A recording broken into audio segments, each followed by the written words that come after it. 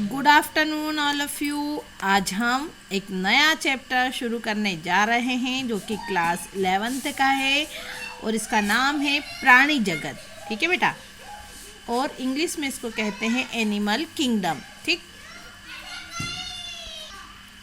देखो बेटा, animal kingdom में आज हम बहुत सारे एनिमल्स के बारे में पढ़ेंगे और एनिमल का जो वर्गीकरण किया गया कि कुछ को जो है सिलेंट्रेटा में रखा, किसी को एकाइनोडर्मेटा में रखा, किसी को आर्थ्रोपोडा में रखा गया, तो इनको किस आधार पर रखा गया।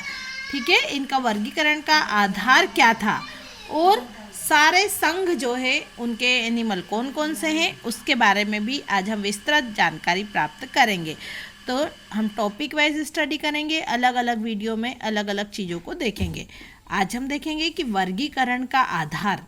ठीक है, जब प्राणियों को वर्गीकृत किया गया तो उनको वर्गीकृत करने का आधार क्या था आखिर, है ना, किस आधार पर प्राणियों को वर्गीकृत किया गया। तो देखो बेटा, उनको वर्गीकरण करने का जो मेन आधार था वो था प्राणियों की संरचना। ठीक है, और उनमें पाई जाने वाली जो आकार में भिन्नता है वो, और उनमें जो कोशिका की व्यवस्था थी, जो शारीरिक सम्मिति थी, उनमें प्रगुहा की प्रकृति किस प्रकार की पाई जा रही है, पाचन तंत्र किस प्रकार का है, उनमें रक्त परिसंचरण किस प्रकार का है, और जनन तंत्र जो है की रचना किस प्रकार से पाई जा रही है अलग अलग एनिमल्स में।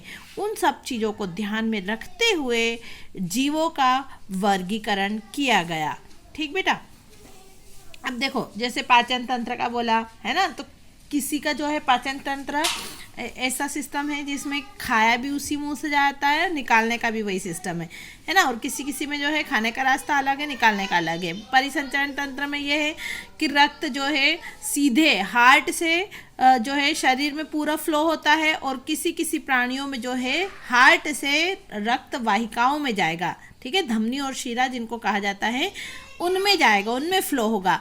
तो ये सारे सिस्टम सब प्राणियों में अलग अलग है, उनके आधार पर जो है जीवों का वर्गीकरण किया गया था। आज हम देख रहे हैं अब एक अगला टॉपिक, संगठन के स्तर।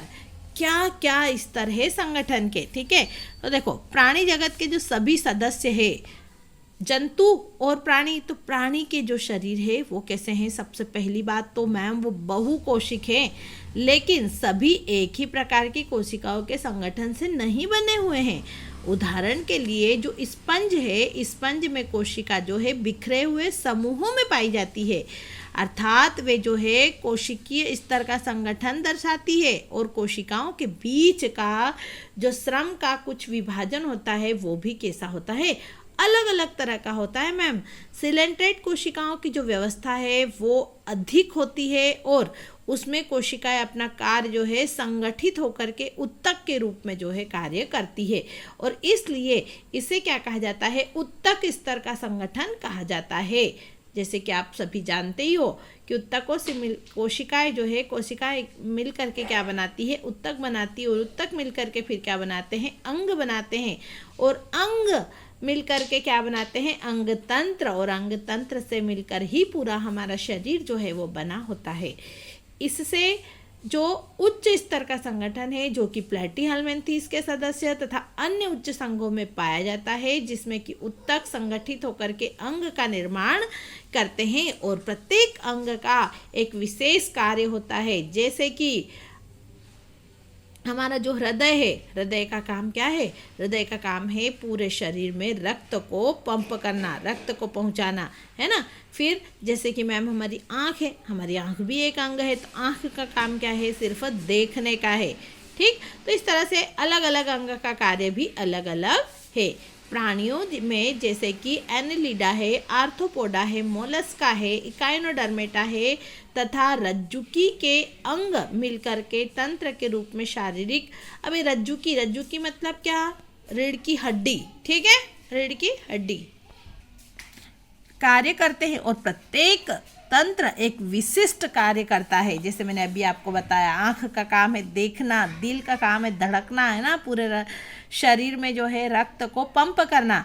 इससे जो संरचना है अंग तंत्र के स्तर का संगठन कहा जाता है। और विभिन्न प्राणी जो है वो समूहों में अंग तंत्र विभिन्न प्रकार की जटिलताओं को प्रदर्शित करते हैं। जैसे उदाहरण के लिए दिया गया है कि कोई जो है अपूर्णता प्रदर्शित करेगा तो कोई जो है पूर्णता प्रदर्शित करेगा। जैसे कि अपूर्ण पाचन तंत्र में एक ही बाह्य द्वार होता है जो मुख तथा गुहा दोनों का कार्य करता है। खाते भी उसी से, निकालते भी उसी से, जैसे कि प्लेटिहेल्मिन्थेस में होता है।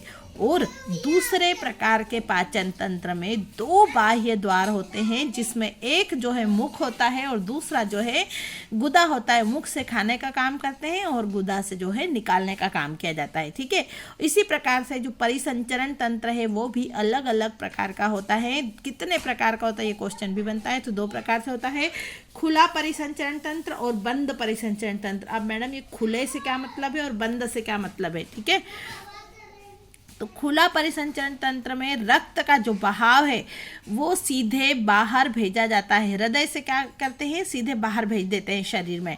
ठीक है, और बंद में क्या होता है कि जो रक्त है वो हृदय से जो है शिरा और धमनी के द्वारा जो है बाहर निकलता है। ठीक है, तो धमनियाँ क्या करती है, शुद्ध रक्त बहता है धमनियों में और शिराओं में अशुद्ध रक्त बहता है। ठीक, तो ये था हमारे पास, क्या देखा हमने, परिसंचरण तंत्र, जो कि दो प्रकार का, खुला और बंद। अब देखो बेटा, यहाँ पर जो सममिति बता रखी है, ये सममिति को समझना और जानना बहुत जरूरी है।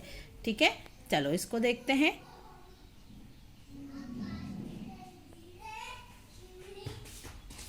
देखो, सममिति, प्राणी को जो है सममिति के आधार पर ही श्रेणीबद्ध किया जाता है।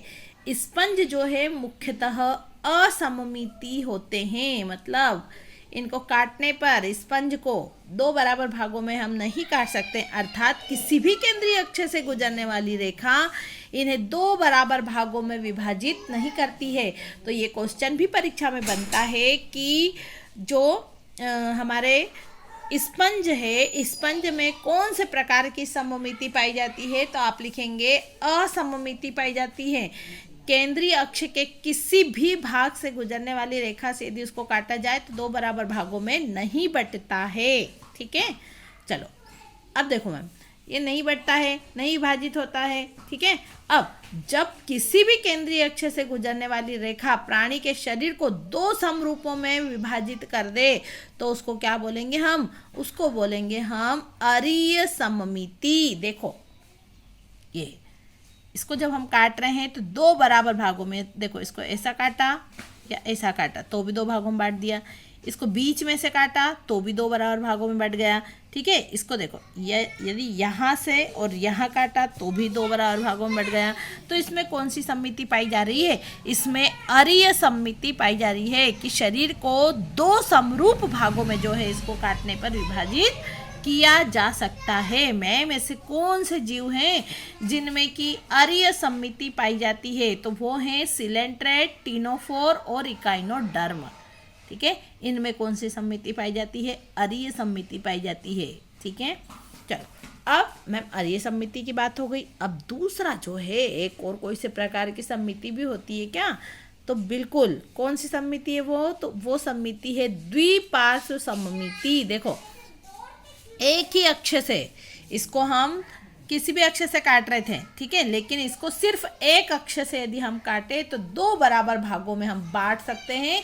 तो इस प्रकार से दो भागों में बांटने की जो सममिति है उसको द्विपार्श्व सममिति कहते हैं, कि इसमें एक ही बीच में से ही काटने पर दो भागों में बटेगा ये। ठीक है, और इस सममिति को क्या कहेंगे हम? तो द्विपार्श्व सममिति कहेंगे। मैम, ऐसे कौन से जीव हैं जिनमें कि द्विपार्श्व सममिति पाई जाती है? तो वो हैं एनेलिड और आर्थ्रोपोडा। ठीक है, इनमें द्विपार्श्व सममिति पाई जाती है। तो आपको ये सारे जीवों के नाम भी याद रखना है, संघों के नाम भी याद रखना है बेटा। ठीक, तो अभी मैंने आपको एक बार फिर से मैं रिकॉल करवा दूं कि स्पंज जो है, स्पंज में असममिति पाई जाती है। ठीक है, और जो सिलेंट्रेट है, टीनोफोर है, इकाइनोडर्म है, इनमें अरीय सममिति पाई जाती है और एनेलिड और आर्थ्रोपोडा में जो है द्विपार्श्व सममिति पाई जाती है। अब हम अगले वीडियो में द्विकोरिक तथा त्रिकोरिक संगठन क्या होता है इसके बारे में स्टडी करेंगे। So thank you all of you for watching my video. Please like, share and subscribe.